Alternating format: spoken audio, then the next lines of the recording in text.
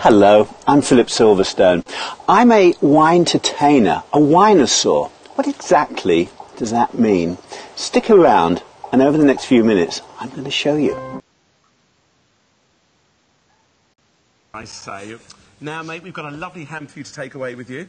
And, of course, you shared all your lovely wine knowledge with us. Yeah, and my tears don't show too much. No. It was such a privilege to be here today. Thank you. Thank you. Privileged. Did you spend too much money on wine at the weekend? Oh, yes. Did you? Sorry, Oh, did you? If you did, then you need to meet our next guest. It's our winosaur, Mr. Phillip Silverstone.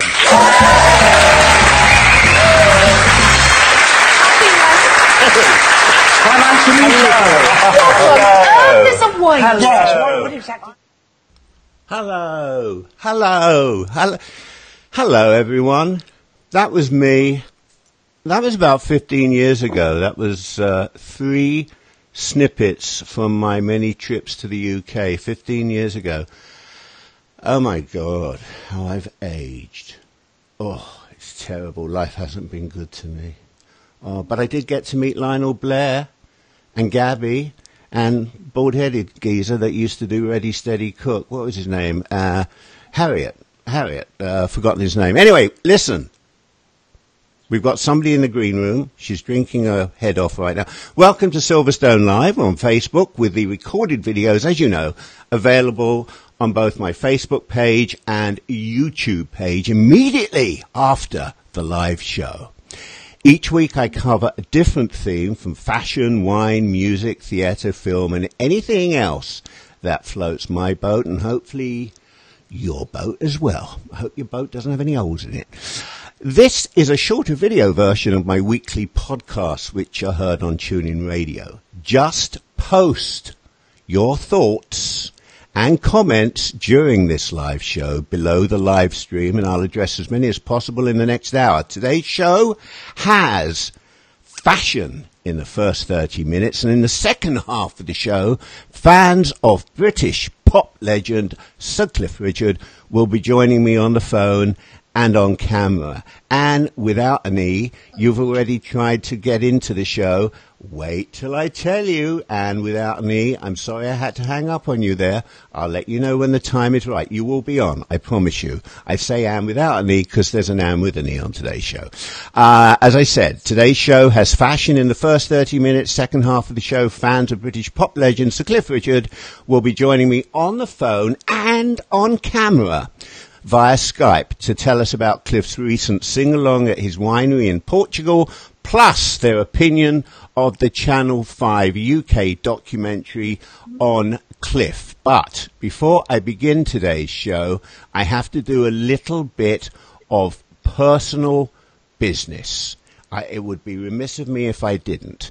This weekend is a big weekend. Let me show you why. Starting from the bottom, today is June the 1st when we're recording this. It is my wife Linda's birthday.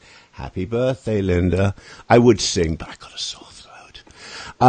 Tomorrow, the second photo on, the middle photo on the top of your screen is my brother Howard and his wife Debbie's anniversary. That's on the 2nd. They planned it so that I'd run out of money this week.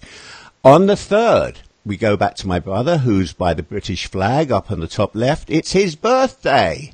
96. No, he's not. And on the 4th is our daughter, Lauren's birthday. And that's her when she was a little tyke. She's now a big tyke. So there you go. Happy birthday, happy anniversary. And I know other people have birthdays and anniversaries today. So to all of you, happy birthday, happy anniversary. Now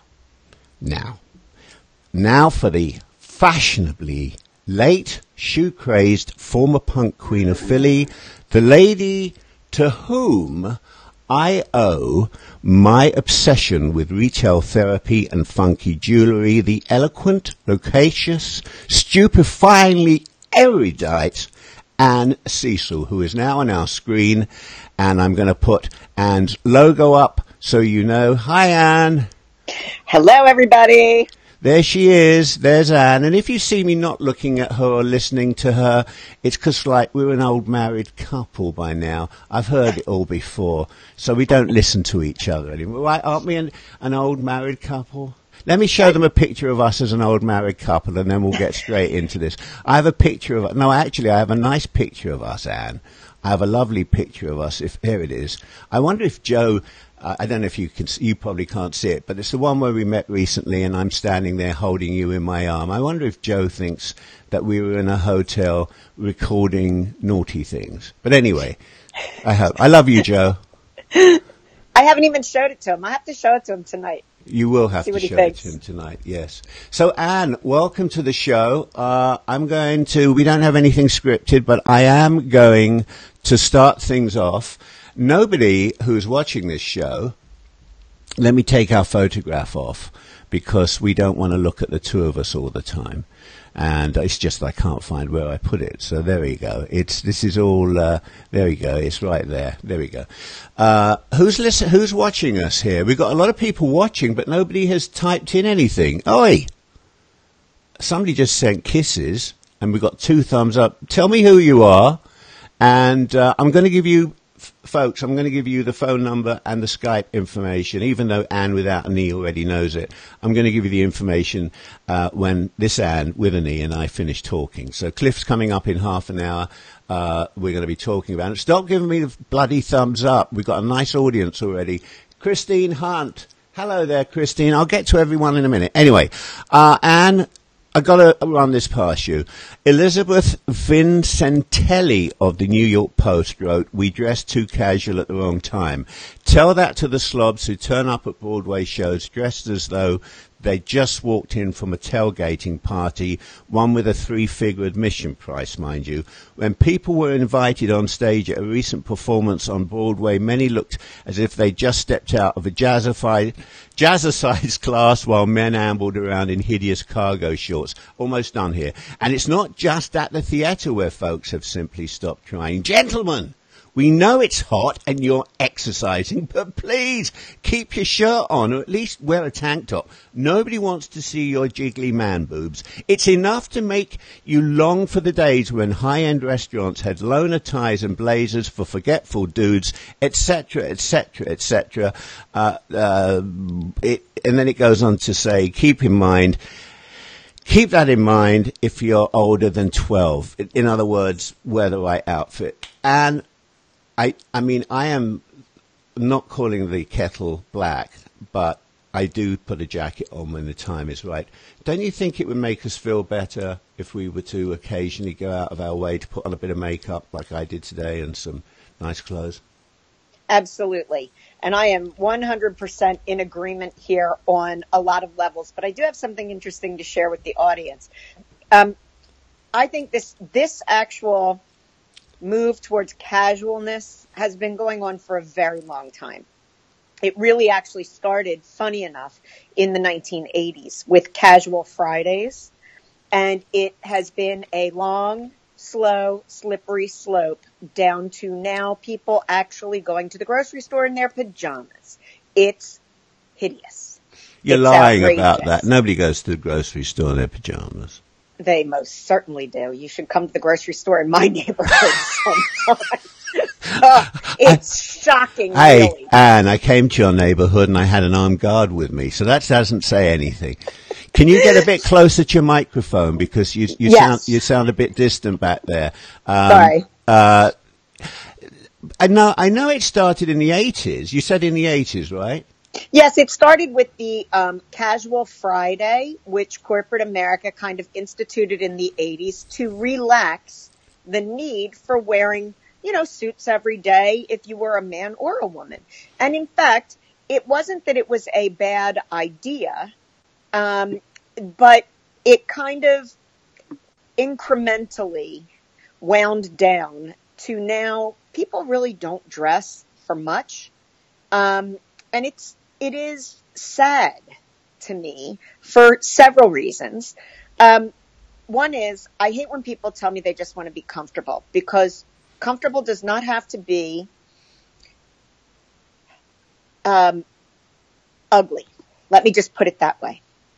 I'm always comfortable in what I wear, but I always look put together. And I would submit to you that you probably feel a lot better if you feel put together. And you will be comfortable.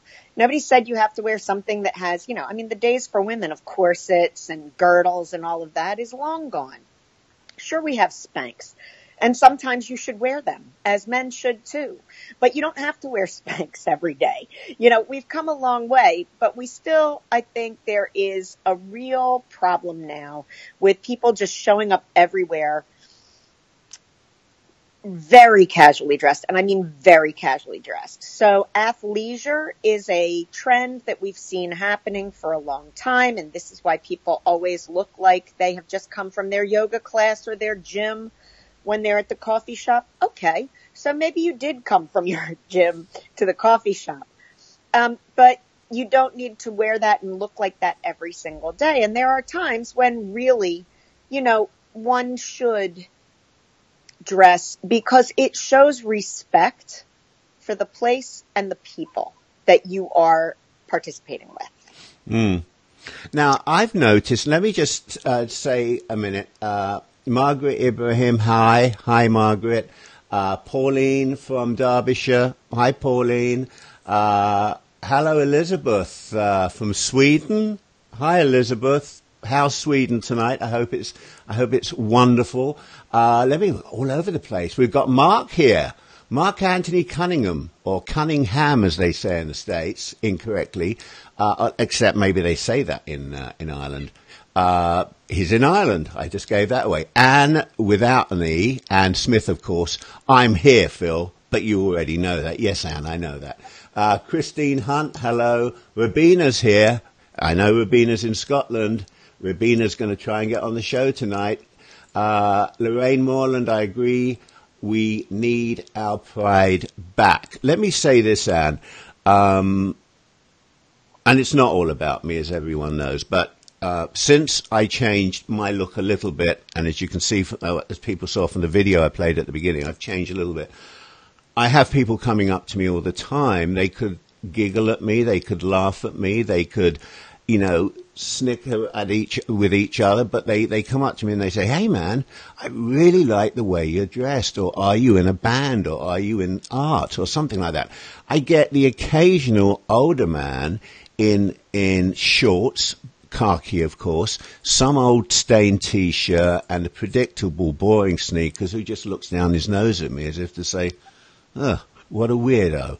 But I think, even though I'm dressing very casually, it takes me a long time to look like I look, and it makes me feel good, which takes me back to one of your students and one of the first shows I did, and I've mentioned this to you so many times. I forget her name, lovely girl. She told me about, she wanted to talk about lingerie and how much she loves wearing expensive lingerie. I made the stupid remark that, well, that's great if you get lucky tonight and somebody sees it. And she says, not at all. I know I'm wearing it. I feel great when I walk down the street wearing it. So doesn't it make us feel better? I used to feel so much better when I put a bow tie on in my bow tie days and I walked into a fancy restaurant for a very important occasion. Made it feel special, like when I was a little boy. I completely agree. And yes, I remember you, I remember my students saying that to you, and I would always say, you and I have talked about this. A lot of people think that women dress for men. They actually don't. They dress for other women and for themselves. So, there's a lot behind dress and the meaning of dress. And one of the other themes that you and I have talked about all the many years that we've talked about fashion is, as long as you feel good in it, you will look good in it. And, we've talked about, all these rules that, you shouldn't wear a mini skirt if you're over 30 years old. Well, I'm 56 and I still rock a mini because I still have nice legs. But as soon as my legs don't please me anymore, I probably will stop wearing a mini. So can't see them from here, but anyway. Well, of course not. But you've seen my pins before. So, but the interesting thing that I wanted to just throw out for our audience is I happen to be teaching a course right now in the meaning of dress. And my students who are graduate students are very much against dress codes. And they think that we should be able to wear whatever we want, whenever we want. And they see the dress code as something that is, that it creates bias from people. And so it's been kind of interesting listening to them talk about this. And one thing I will remind our listeners or our watchers, is that, people make judgments about people within the first 30 seconds. So what you wear, whether you think it describes you or not, or whether you think that it has any impact, it actually does. Because if people don't know you, they will say within 30 seconds, you're a slob, you're great, or whatever, you're weird. Right. I wanted, Anne, I have Mark hang on there a minute because I want to mention what Mark's just said, and I agree with him. Christine said something, and I'm going to ask other because we got a lot of Cliff fans here. Christine said that she dressed up to see Cliff at the wine signing. I'm just wondering if anyone else got dressed up to see Cliff, because Cliff's always very well dressed. Pauline Kingman agrees with what Mark Anthony Cunningham says, which is, in my opinion, no one has the right to criticize what anybody else wears. I don't think, Mark, that what we're doing, and this wasn't the intention, because this is neither the podcast nor this show are negative forums.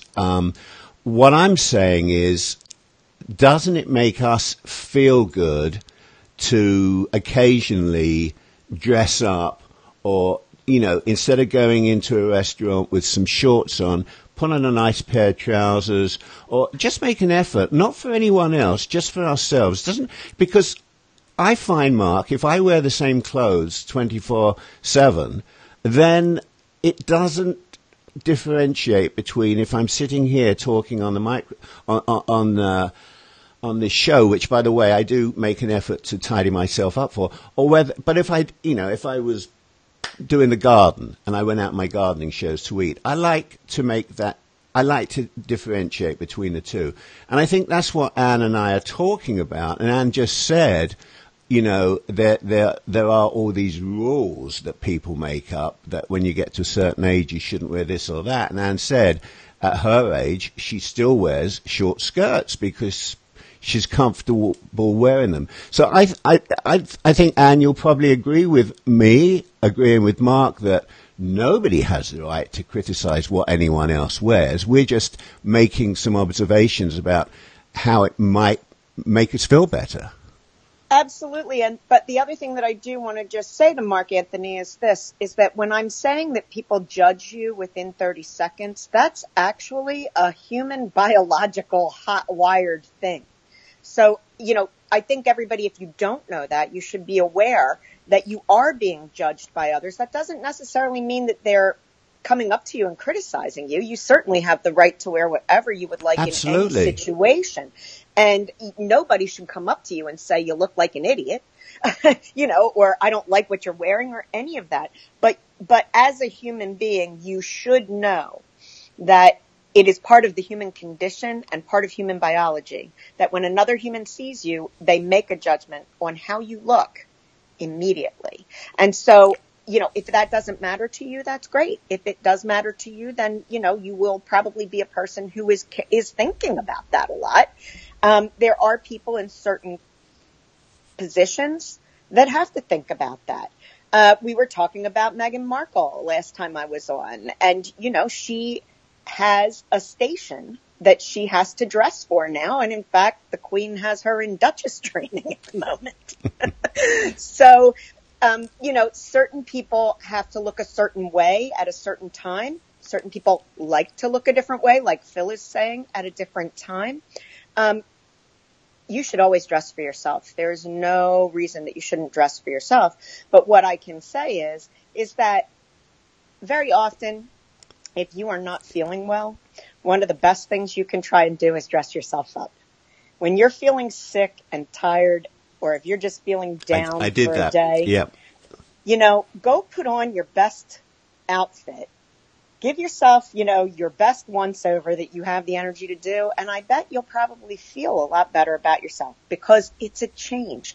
It's something new and, different. You're revisiting a part of your personality that is something that you don't always do. And so if that's not for you, okay. Both Phil and I like to kind of have variety in what we do. We like to be creative with how we dress, and we like to feel that events are different and special, and so you wear different and special things to different events. I totally agree. We've got a lot of activity here which you can't see. And by the way, ladies and gentlemen, let me just point out, I am listening to every word Anne says. I have her on my screen if I'm not looking directly at her on the camera. I also have a fully functioning studio here, so when you see my eyes wandering, it's not that I'm bored, but I'm reading all your comments. I'm looking at how we look, the lighting, the sound, everything else. So there's a lot going on here. I do it all myself because I'm a megalomaniac. But I want to say hello to Dolores from Dublin. Somebody else made a comment here. That, a lot of people have said, let me just say a lot of people, because they'll all be able to read it themselves later on, as I will. I read all these comments later because there's a lot to digest now, especially when they're coming in fast and furiously. But a lot of people here have said when they go to see their man, Cliff, they make an effort to dress up. As everyone knows, I've said it a million times before, and they need to know this, I had the accident, I had the back surgery in January. The first thing I did when I started to feel better, which was about 2 weeks later, was to start to get back into my clothes again. The first thing I did the morning after the operation was put my earring on. It made me feel myself again. Little things you do. We're not criticizing people. It was just I wanted to know, when I invited Anne to co-host this first half with me again, what she felt about the fact that we don't distinguish between doing the gardening or running along the beach or going out to the gym and then going out to dinner. Sometimes, and somebody earlier, Pauline, I think it was, it's Pauline Kingman, said that, it's worth doing it when she goes out on a date. I think going out on a date, it's important. I just think it shows respect to the other person, and also, I suppose we still, in that courting thing, that old word that we don't use anymore, yes. We want people. But going out on a date is no different to going out on a job interview, is it, Anne? No, absolutely not. And you do need to dress appropriately for whatever job it is you're trying to go out for. It's different in every industry. I think that it's important, again, to just understand that you are not, while you are dressing for you, you are also presenting yourself to the public if you are going outside and going to a public space. And as I said, people are receiving your message in a way that you may not intend. And it's much like being an artist. Artists can create work for what they're feeling, but it is the viewer who receives that message the way that they interpret it. So, it's important to think about that if you are concerned about what others think of you. If you're not, good on you. I'm not somebody who actually really cares much what other people think, but I do dress for myself. But I also like, as I've said, much like Phil, to experiment with my dress and to do some different things and to maybe do things that are quite different from what my peer group and cohort would do. Well, I'm sorry to say that Margie Dyson has heard enough about what we have to say, so I think she's disappeared, which is a shame. She can't be a Cliff fan because it's only about 4 minutes to go before we start talking about Cliff. So if you did go, Margie, I'm sorry we lost you, but it's just a conversation. That's all. Nothing more than that. Ria Simonis, I apologize, Ria, if I've got your surname wrong. Think it's a compliment when you go to a concert dressed up for that artist. That's a very interesting point that, Anne, I'd like to make. As you know, on the podcasts, I've devoted a lot of time to actors in the theatre more than in movies, and it's more applicable for the theatre. My problem in Philadelphia, where we record everything, is that the people, the audience that go to the theatre for the most part, have totally, absolutely lost any form of respect for the actors. They walk out before the actors take their curtain call because they want to get to the parking lot ahead of everyone. I'm sure they don't do that in New York. I'm sure they don't do that in London, Paris, Madrid, wherever else.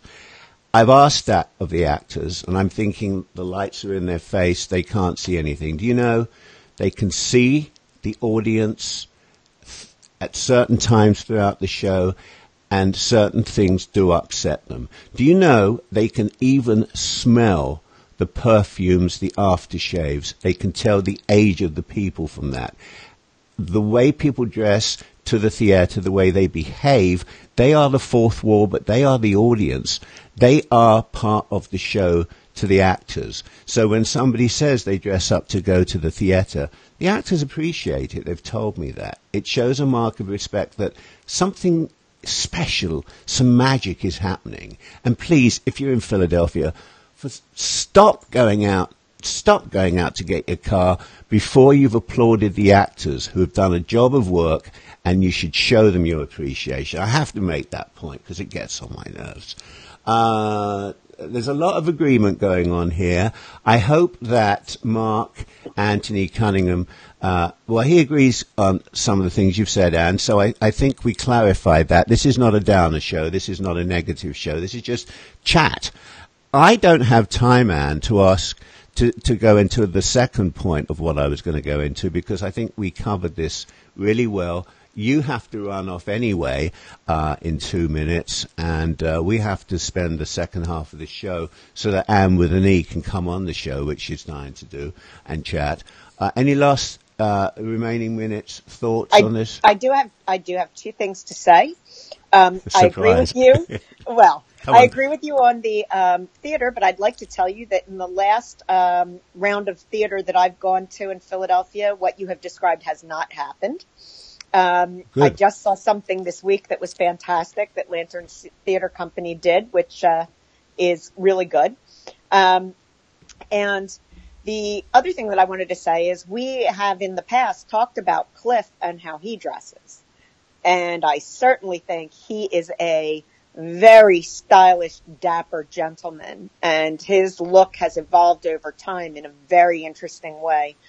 And I like what some of the watchers have texted in saying that, you know, he dresses for you, so you in return dress for him. And that, I think, shows a very respectful relationship between star and fan. Well, I think, Anne, that is a great segue into our Cliff segment. I'm going to put the phone number up in a minute, but we have to officially get into that segment. And thanks as always. It's great working with you, as we have been for so many years, but it's great to actually have your face up there and my face up there. And have a great weekend. Give my love to Joe. And sure will. I'll keep the other question for when you come back on in a few weeks, all right? Yeah, that's great. Good night, everybody. Have a great one. Bye, Anne. Bye-bye. Okie dokie. So there's Anne. She's out the picture there. I'm in the picture here, which is good news because I have time now to say this is what I'm calling, as always, Cliff Notes. Song said, well, you could sing along and prove me right. I mean, you don't sing well, but it's loud.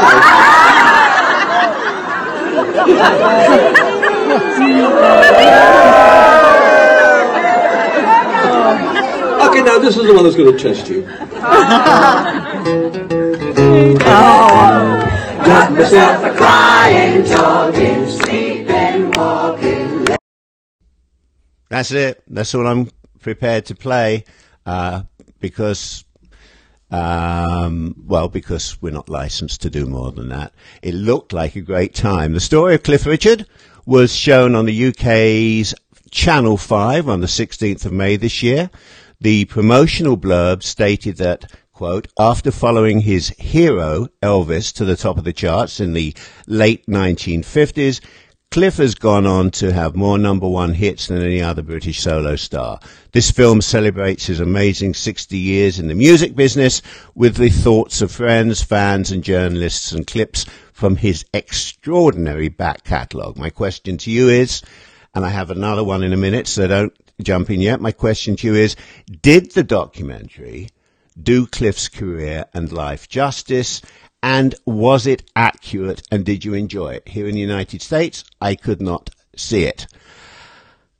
That was followed by an audience with Cliff. Was that a new show or a rerun? And if it was new, how was it? Then, ladies and gentlemen, 1 week later, on May the 24th of this year, there was a sing-along and signing with Sir Cliff Richard held at and hosted by Adega Decanter, the boutique winery, vineyards and cellar door, as they call it. That's a shop, basically, based in southern Portugal. That's where they produce Cliff's award-winning Vida Nova and Onda Nova wines. Were you there? And if so, how was it? What happened? How long did it last? And Then I've got one last question for you, if we have time for this. I want to throw out so many questions that you'll just absolutely want to call in or Skype in. Will Cliff's music legacy die when both he and his fans are no longer with us? Will his music have the same meaning, relevance and longevity as music by his contemporaries such as McCartney and Elton John? Now I've got one more question for you. And this is the question. Are you in this photo? I've got a feeling, I've had a look at it, I've had a feeling that some of you lot are in this photo. So, let me give you the phone-in information now, and I'm going to tell you exactly how you do this. This is how you do it. If you look at the top of the screen, if you Skype me with your camera on Skype, it's Phillip.Silverstone. If you call me, you use your country code to the United States and you dial the number that's on there, 610-616-3933. 610-616-3933. And without an E, you are very welcome to call me now, Skype me now. I think you Skyped me, I don't recall now. But now is the time. And this is an opportunity. I'm leaving that up there. Now I'm taking it down. Let me put it up one more time. Let me see what you've been writing. His music will live forever. I was there. It was brilliant, Phil. Yes, I was there. It was the best day of my life. Documentary had errors. I read that from some of you before, actually. Old show. Okay, it was great. And here, ladies and gentlemen, is the one and only Anne Smith. Hopefully on camera. I don't know. Let's see if she's on camera. Yes, she is. Let's get Anne Smith in here. There she is. Anne, how are you, my love? I'm fine, thank you. I'm going to come on the right side of you. So you look fabulous. Thank you. What are you? Old bed. What are you going? Hey, everyone! You know Anne. Everyone. Were you in that photo, Anne? I think I might have been, but I don't. You probably could only see my hat if I was there, because that was last year. Oh, that wasn't this year. That wasn't this year's photo. No. Oh, sorry about that. I took that off of the winery. Oh dear. Anne, what are you going to comment about now? So now you're on the show. Well, anything you want, really. I actually agreed with a lot of things that Anne Cecil said, by the way. I think she was right about dressing up for special occasions, especially the theatre. But back to Cliff. If you want me to talk about the wine signing, I will. Yeah, talk about the wine signing. Well, it was go ahead. Absolutely fabulous. It was absolutely fabulous. I went with a group of friends and we stayed in a villa in Gia, just around the corner from Cliff. And we all got up quite early that day. I think we got there about 6:20 and there were already about 150 people in front of us. So it was a lovely day, very sort of rainy in the morning, very early, but by the time Cliff came on, It was, and he came on very early, actually. Came on 15 minutes before he was due. And he did say, actually, that it was the earliest he'd ever sung in his career. So, but he was in very good humour. He was joking a lot. His voice sounded wonderful, but then it always does. And, everybody had a wonderful time. There were 1,400 people there, more than I've ever seen. I've only been for the past 3 years, and last year there were 700, and we thought that was quite a lot. But 1,400, it was amazing. And the organisers did very well to contain us all. Everything was done with good humour. I think everybody had a fantastic time. Well, I was going to say, from what I saw from Cliff and from that clip that I played as well, he was having a lot of fun at your expense as well, which is nice. That means he likes you a lot. Yeah, he always does, though. And I think that's it's one of the things about Cliff, as you would know, that he's got a fantastic sense of humour. Yes, he does. I think a lot of people maybe in the media don't realise that, but he does. He'll take the mickey out of himself and us, and we lap it up. We love it. And how many songs do you think he sang? About 6, I think. I haven't sat and thought about it. I've watched his video clips back, but... and you got to talk to him when he did the signings? Not really. Last year was amazing because, as I say, there were 700 of us, and he was in such good humour last year because of things that happened, and he gave us all a big hug, and we had a quick chat. But this year, because there were 1,400 of us to have photos taken, he actually said that it was suggested to him that he did it in groups of 20, but he said, I thought about it and thought, no, these people, all my fans have come from all over the place, all over the world, and they deserve a photo each. And he thinks he may have set a world record by having 1,400 photos taken in 2.5 hours. And he probably did. Well, you know what? I'm going to send what you just said to a future guest of this show, a gentleman who may be watching. He is with the Guinness Book of World Records. He's coming on the show. Maybe we can get Cliff into his book. So I'll send him what you just said, and we'll see if we can achieve that. Just talk to me very quickly, because I know there's other people that I'm assuming other people that want to come on here. Did you see the documentary? I did, yeah. I watched it this morning because I knew I was going to be talking to you, so I watched it this morning. Well, thank you. A lot of errors in there, or just small errors? Oh, the errors were significant in they said he was born on the 14th of August, and it was the 14th of October, and every Cliff fan knows that. And I think that was sad, really, because the August date, probably this thing that happened to him a couple of years ago, it was in August that it all happened, and I think that wasn't very good. No. They made a couple of mistakes. The actual documentary was nothing that you hadn't seen before. You'd seen all of that. I think they could have made more of it.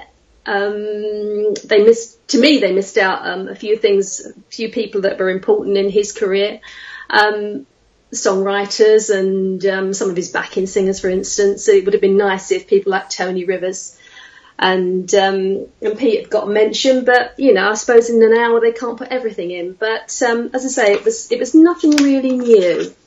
So, and I had the feeling that I'd seen it before anyway. The point you just made never fails to amaze me. They do a documentary. They have a whole team of people to do research, and they get a date wrong, like a birthday. It's such a significant thing. How on earth they can't fire the person. They've already been paid. It's already been done. But that's disgusting that they would make a mistake such as that. But anyway. It is, because there is so much information available on Cliff. I think we could have done it better. Well, I'm sure you could have done it better. I know that. And I'm so glad you came on here. I'm going to put the phone number up again for other people. Okay, let me see. It's 22. Wait a minute. You're in Spain, aren't you? I am in Spain. So it's 20 to 12. It's 20 to 12. Still up. You've got to get yourself a cup of cocoa, my love, and go to bed. You need to go to bed. Cup of tea. Lovely. I needed to stay I needed to stay awake still, so I made a cup of tea. Lovely talking to you, my love, and I'll see you soon. Thanks for watching the documentary, and thanks for coming on. My pleasure. Bye-bye. Bye-bye. Bye-bye. Oh, that makes such a lot of noise when that does that, doesn't it? So, ladies and gentlemen, let me just give you the information again. If you want to phone in here, and if you want to Skype in, as Anne just did, so that you can be seen and heard. Remember they used to say children should be seen and not heard? What load of rubbish. But anyway, Skype is Phillip.Silverstone. You don't have to capitalize anything. You can if you want. It's not important. Or use your country code to the United States and dial 610-616-3933. I'll leave that up a bit longer. Well done, Anne. Mark, you're being very complimentary here. Anne is great. Anne is really good, and I'm talking about the Anne that is the Cliff fan. Well, so is the other Anne. Who is? Oh, Rabina's calling in. I finally get to meet Rabina, or is she? Yes, there she is. Let me get Rabina on the screen. Hello, Rabina. Oh. How are you? I'm not bad. I've got an appointment for the doctor and cold tonight. Oh no, you got a cold. Let me see your tattoo. Is that a tattoo of Cliff? You have to move it the other way, my love. There we go. What is it? Oh, you got butterflies. It's a bee for Manchester kids. Aha. And does everyone on here know who you are? Are you friends with all of Cliff's fans? I'm friends with some of them, yes. Yeah? So, did you go to the signing? Did you watch the documentary? Yes, I did. What did you think of the documentary? I think it was brilliant. I loved it. Was there a particular part of it that you didn't like, or a particular part that you did like that you thought was really good? The bit that I thought was good was with the kids. It was brilliant with the kids. With the kids? Well, is that the kids that he plays tennis with, you mean? No, he was singing, it was like a gospel song he was singing. Oh, I see. Yes, yeah. Well, I think Cliff's always been fabulous working with young people, and I know when I've interviewed him, he explained to me about all of his work, especially in the Middle East with Palestinian and Israeli kids playing tennis, and how he tried to bring how well they played together and how friendly they were. That that's something that he does so much work that that doesn't get publicized and shouldn't be publicized, because he does it out of the generosity of his heart.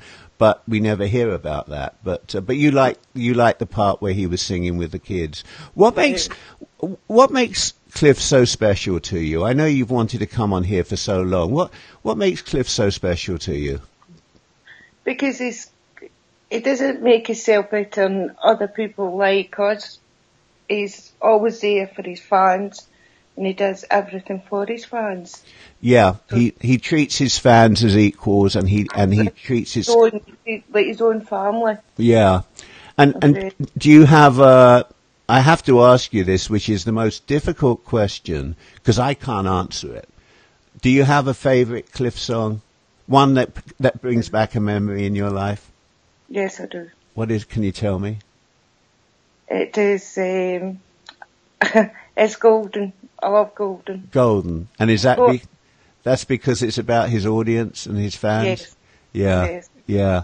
I think everybody. I'm just trying to read some notes here. Brenda Pitaluga is watching from California. You're being watched from California right now. Pauline Kingman.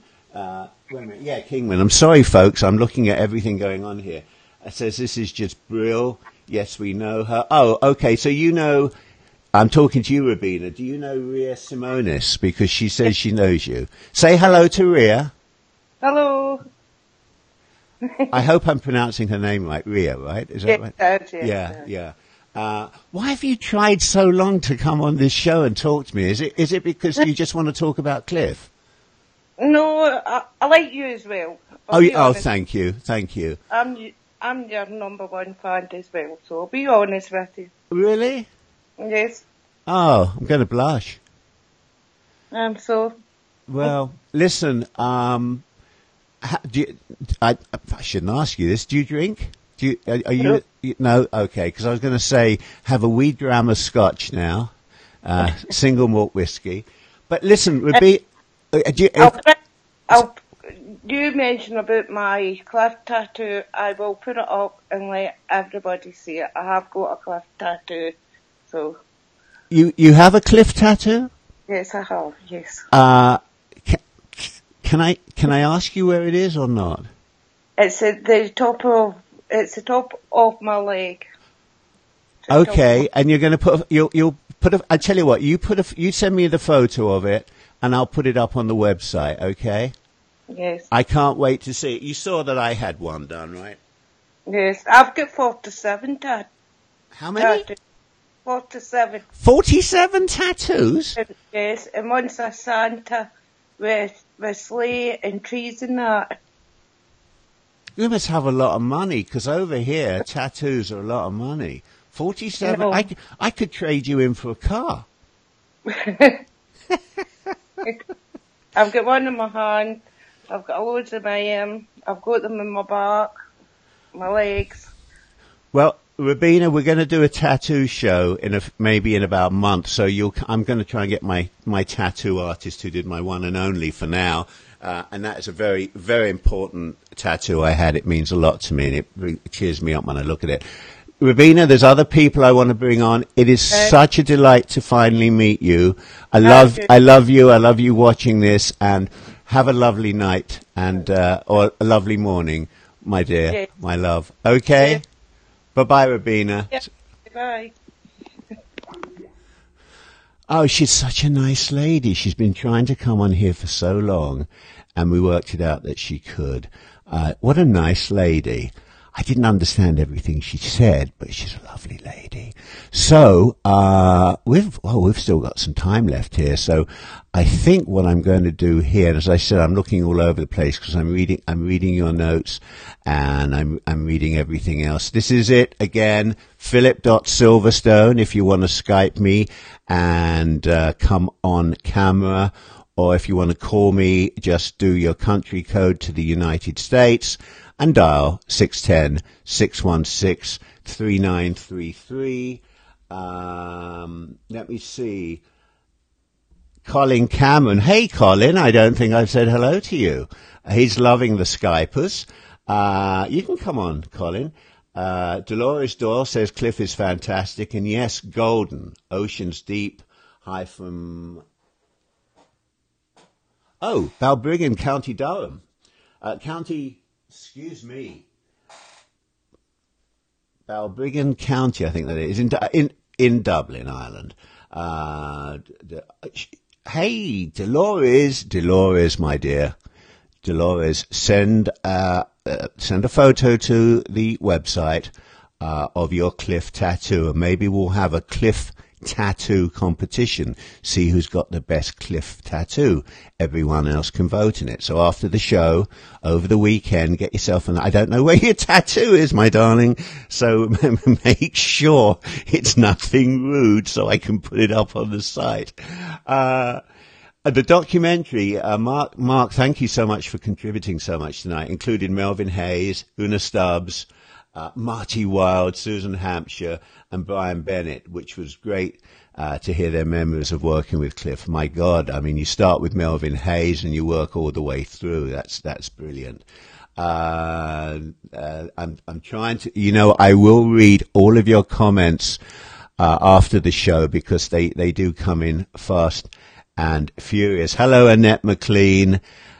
Lovely to see and read your comments here again. I'm going to take this down just one more time. If you want to come on the show, we have 9 minutes left. You can come on the show either by speaking to me by phone, by dialing the country code from where you are to the United States, and dialing 610-616-3933, or Skype Phillip.Silverstone. That's all you have to do. And then you can come straight in to the show.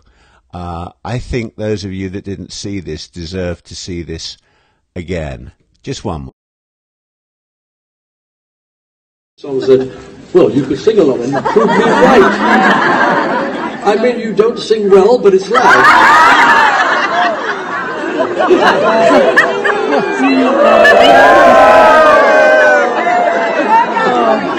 Okay, now this is the one that's going to test you. Got myself a crying, talking, sleeping, walking. It never gets old, does it? It never gets old. I did ask you a question at the before, which I want to touch on now. Some of you already responded. And I see some of you are talking to yourselves. Why don't you, I don't mean you're talking to yourselves, you're talking to each other. Why don't you phone me? Why don't you Skype me, Phillip.Silverstone? Do it right now. Come on the show. We've had a couple of people on the show tonight. Come and say hello to all your pals out there. You're talking to each other. Come and say hello to all your pals out there. Maybe, you know what? Somebody Skype in here. And then when you're on the screen with me, you can close out the show with me for the last 7 minutes or so. And then all your friends, oh, this isn't a Skype call. So let's see. Hello, who is this? Hi, it's Pauline from Repton in Derbyshire. Hello, Pauline. Why didn't you Skype me? No, I don't do Skype. I'm not technic, whatever the word is. But anyway, I just thought I'd give you a quick call because the clips have been playing of Cliff singing and all the rest of it. I have spoken to you before, but I just wanted to say that Living Doll was number 1 when I was born. I'm just trying to work out. So you're a bit younger than me, actually. Yeah, I'm Don't tell anyone. We all know how old you are. No, it's okay. But Living Doll was number 1. Living Doll was number 1 in August 1959. Yeah. And that's when I was born. So Living Doll has always held a particular place in my mind. I mean, obviously, I was born after Cliff had come along, do you know what I mean? But obviously, I must have picked up from people around me and my parents, the music and all the rest of it. Well, but yeah. Well, I suppose you are the epitome of a living doll then. You are a living doll. Well, probably then, yeah, I probably am. I mean, I'm 60 next year, but people keep telling me I don't look anywhere near it. No. And I certainly don't feel it. I'm still 18 in my head. Do you know what I mean? And I know what you mean. I'm 24 in my head, and people think I'm 90. Yeah, no. So, but you know, I have to tell you something. When I think back, my first true memories are when I was 7 in 1959, and it's really that time in my life when I remember Cliff Richard, and I remember I mentioned, I think the other week, there used to be a radio program in the UK on Sundays called Family Favourites, and that's where you would hear Johnny Mathis, you would hear, and you would hear Cliff. Cliff was sort of like the young Turk, as it were, as they used to go. But Living Doll, I suppose, for so many of us was that first little bit of embroidery in the tapestry of our life, wasn't it? I know. Well, I mean, it's special to me because it was number 1 when I was born, and obviously I've always had this affiliation with Cliff Richard throughout the whole of my life. Yes. So, you know, and I didn't go to Portugal. I wasn't able to go to the wine signing, but I'm going to the Nottingham concert in October because obviously he's touring later this year, doing his 60th anniversary tour. I'm going to see him in Nottingham, and I've actually, me and my 2 friends that are going, we've got tickets to the 3rd row of the stalls, which will be absolutely incredible. I'm so close. I can't believe that, you know? So close you can reach out and touch him. And, exactly. Send him my love, will you? Yeah, I will. I mean, I'm going to take some things with me. I'm going to take a flower for him and a letter and all the rest of it, because I know that I'm so close. Even if I can't get to the stage, I know that the people in front of me will quite happily pass it on to the stage. You know what I mean? So I'm going to do that. So I can't wait for that. But I always think, you know, and I have done for the last couple of years, because he's 78 this year. I mean, he's absolutely amazing what he does. I keep thinking, is he ever going to retire, or is he going to carry on just doing this and doing this and doing this? And so I always go along thinking, is this the last time we're going to see him? Or, you know, you never know. You know something? You know something? Yeah. I've given a lot of thought to a lot of these artists and whether they're going to retire. I think that Cliff, he just thrives on the love that he gives and the love that he gets back. He'll just carry on, I think. He'll just carry on until, you know, until the time comes that he can't carry on anymore. But I mean, having met him a couple of times, and I'm very privileged and lucky to have met him. Yeah. But you can tell when you talk to him, you know, informally, even though I had a microphone there, how passionate he truly is and adoring he truly is of his fans, as much as they are for him. And he gets choked up when he talks about them. So, and after all, we can't discuss it, but after all, everything he went through, and now how his fans were really the crutches. I don't think he'll retire.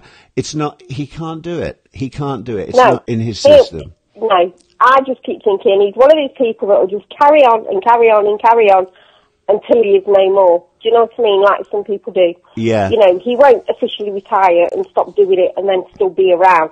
He'll just carry on and carry on and carry on, because he's been doing it since he was 17, for God's sake, you know? I mean, amazing. Absolutely amazing. I know. But anyway. Yes. But yes, well, lovely to talk to you anyway. Listen, thank you so much for phoning in. It's a lovely, clear line. I'm so thrilled that I can interact with all of you. I'm blowing you a kiss. You can't sit. Mwah. And have a lovely weekend, my darling. Yes, and you too. Okay, take care. Bye-bye. Bye.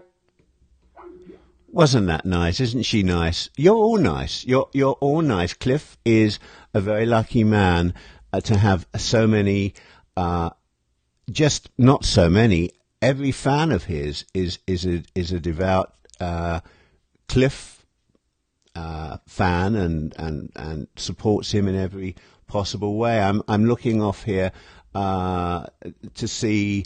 Yeah, I'm just reading what Anne Smith said. He'll always be part of British pop culture.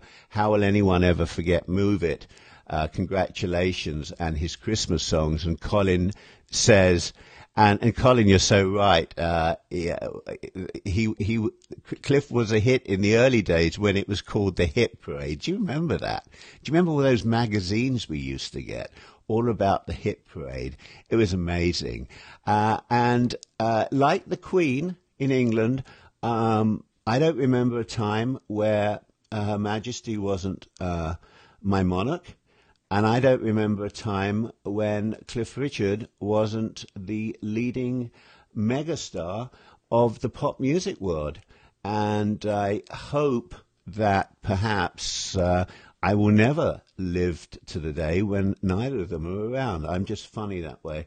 But we're coming up on 6 o'clock here in the United States, 11 o'clock in the UK, probably 7 a.m. or 8 a.m. in Australia. I want to thank all of you for being with me tonight. We will do more Cliff shows. You can give me ideas of what type of shows you'd like to do, or you'd like me to do. And all leaves me time to say is thank you, all of you who have been writing. I'm going to read everything you wrote after the show. Don't forget, this show goes straight to video as soon as it's over. Don't forget, it also goes onto my YouTube channel. And let's look out for those tattoos. I'll have to doctor them first, maybe. I love you all. Have a great weekend. And I'll see you the same time, same place next week. Cheers, everyone. Mwah.